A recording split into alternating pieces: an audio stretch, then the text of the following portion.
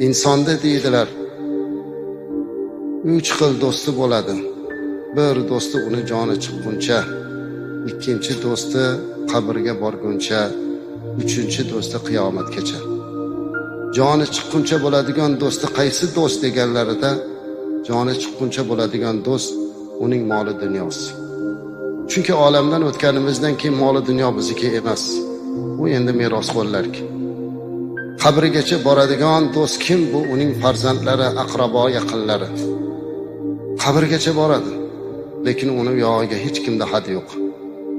Ming yaxshi ko'rsa ham, jonim fido otam, onam desa ham, oxirgi manzili mana shu qabr, amallar sondig'i. Ammo uchinchi do'st bor. Bu do'st qiyomatgacha birga turadigan do'st. Bu uning qilgan solih amallaridir. Ana shu amal xolis bo'lishligi, Alloh